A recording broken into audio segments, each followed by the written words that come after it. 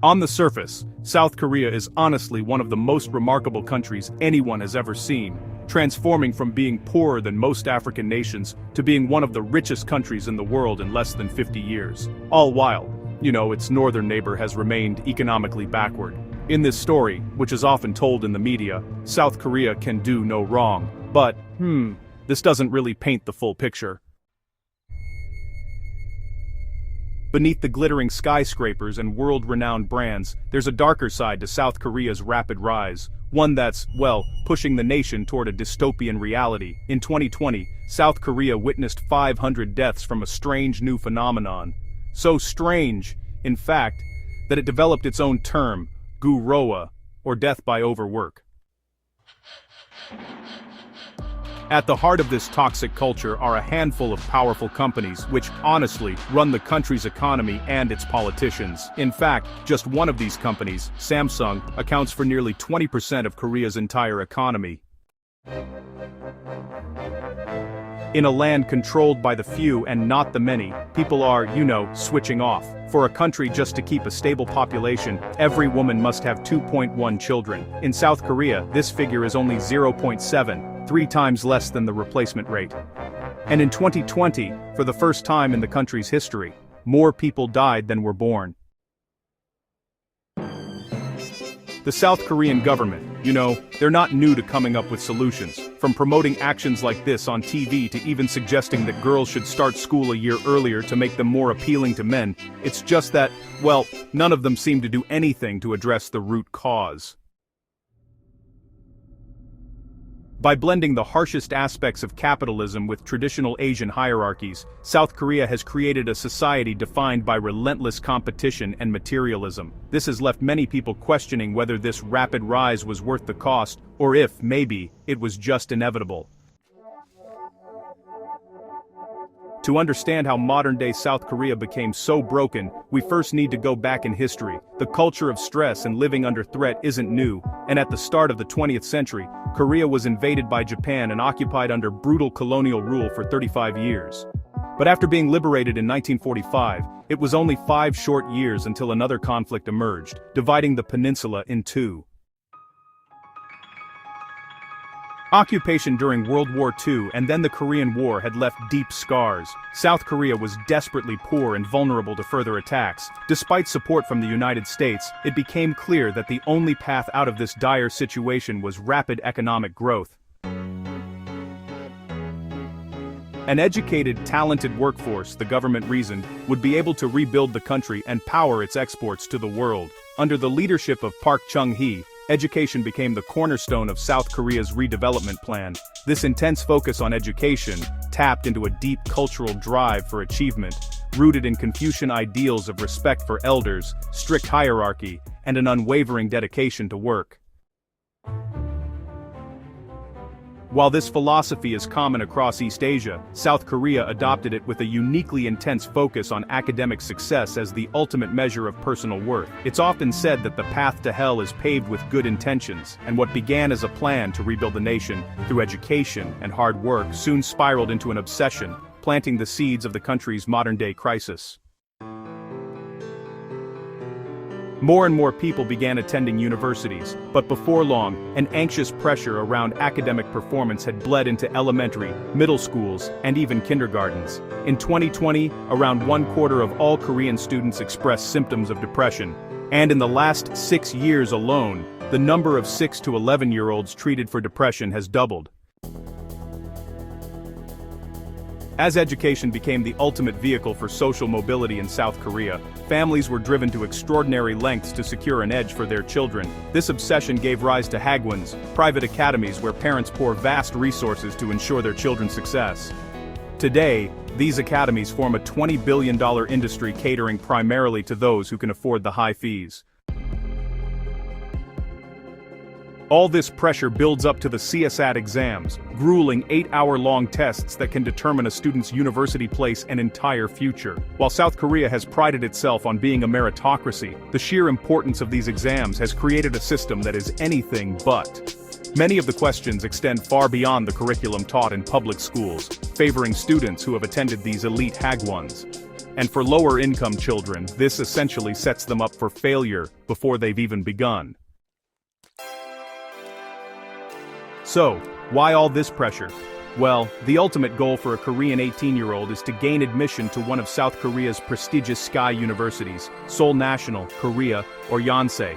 These schools are seen as the key to a successful career and a brighter future. But, honestly, admission to these universities is typically only granted to students within the top 1% of performers.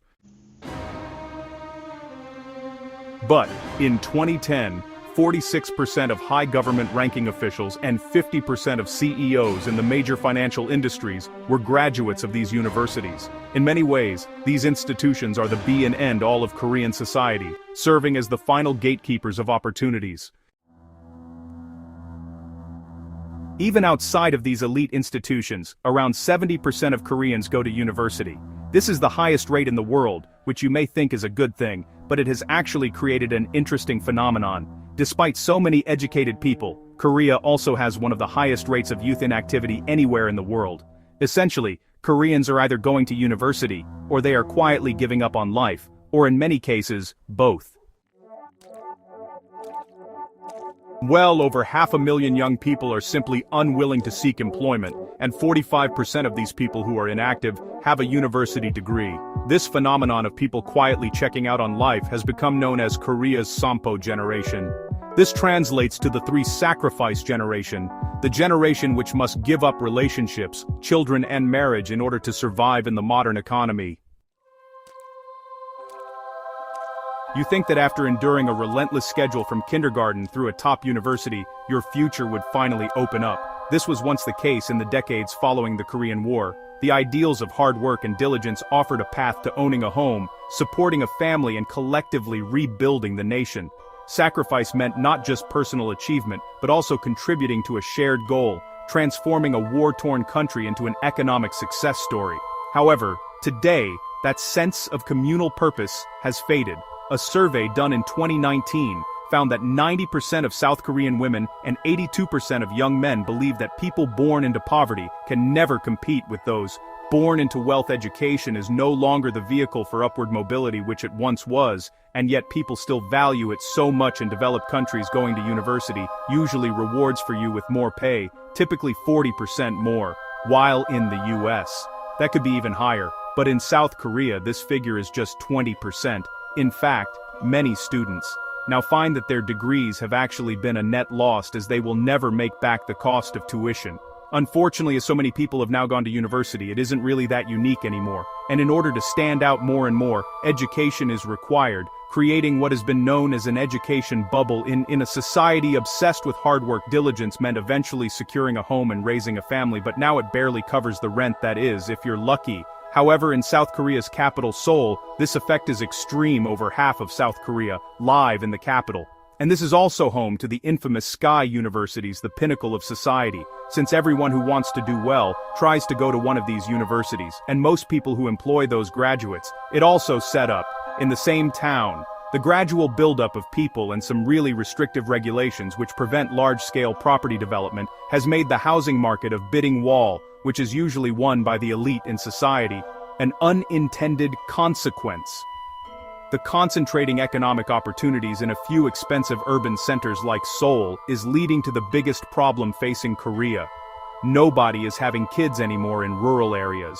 Children are often seen as contributors to family labor, but by contrast in cities the cost of raising a child skyrockets while work-life balance has become nearly non-existent. But this is only one from a whole list of reasons as to why many South Koreans are simply not having children. Aside from the brutal work culture, the traditional patriarchal model of the early married stay-at-home mother has deep roots in South Korean history and Confucian gender norms. But instead of clinging to this vision of bygone social relations which are now nearly impossible to fulfill in Korea's modern economy, promoting a new one may help. Childbirth outside of marriage is still heavily frowned upon in South Korean society.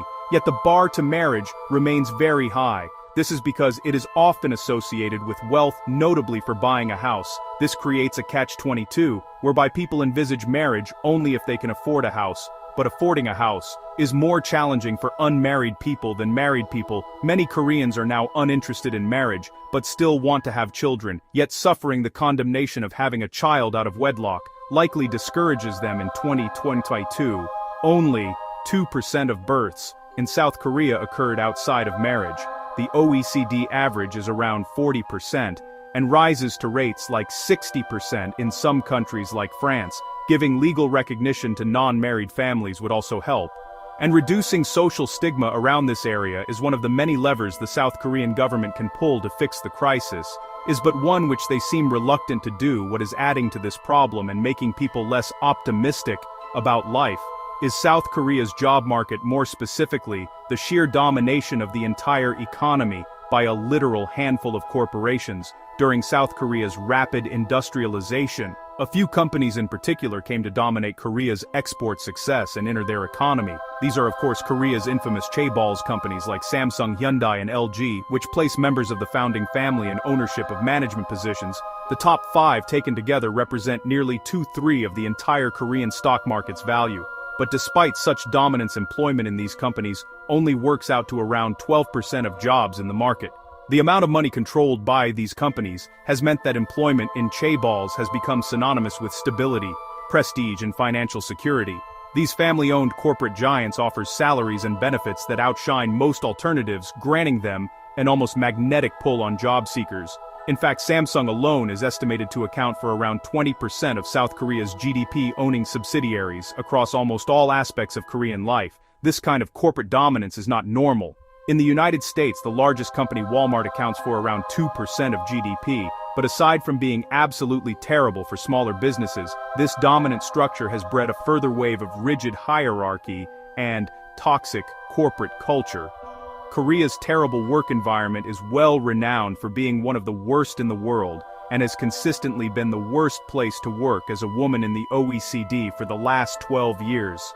Unfortunately, these strict hierarchies don't just lead to a stressful environment, but often have far-reaching consequences, not just for junior employees or newcomers, but for the entire society.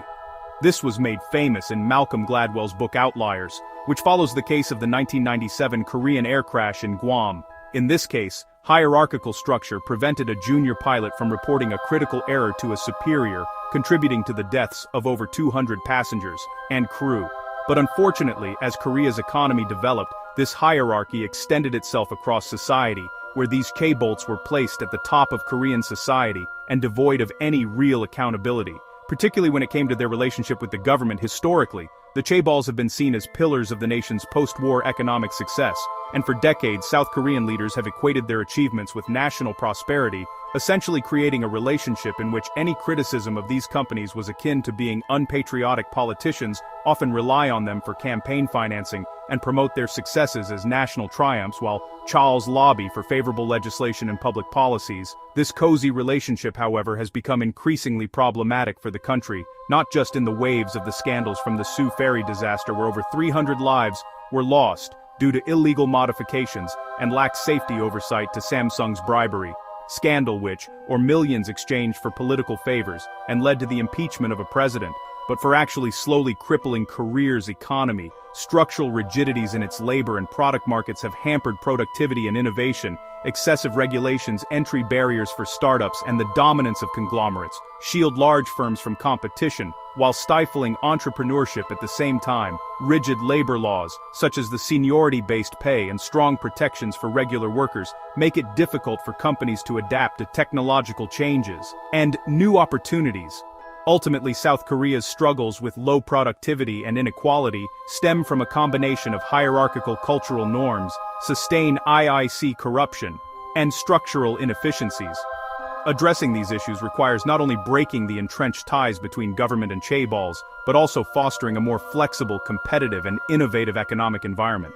The result of all this is not just an economy which is slowing, but something far more serious, a society which is more suicidal, depressed, and ready to give up on life than any time in the country's history, and one which, unsurprisingly, people do not want to have children in the response in Korea to their own demographic time. War has been somewhat surprising, with some reasoning that the main issue may not be the rigid hierarchy or corporate-fueled expensive living, but in fact feminism, while movements like 4B, which promote no relationships with men, certainly aren't making any more children. South Korea's demographic crisis far predates the rise of feminism as a widespread outlook, and the 2017 Me Too movement. In fact, it was more than 40 years ago, in 1983, when South Korea's fertility rate first fell below 2.1, dropping to 1.5 in 1998, before reaching the worrying lows of 0.72 today in December 2024. South Korea made headlines when their president tried to set up military law over the country. This once again shone a spotlight on a country that is often overlooked by its more controversial northern neighbor. But in many ways it is a country with even more profound challenges. These challenges are not just the byproducts of rapid industrialization. They are woven into the very fabric of South Korea's success. The same structures that once fueled growth and prosperity now leave many disillusioned, burnt out, and unable to envision a brighter future. The question is not whether South Korea can change, but whether it's ready to confront the structures and ideals that brought it here in the first place.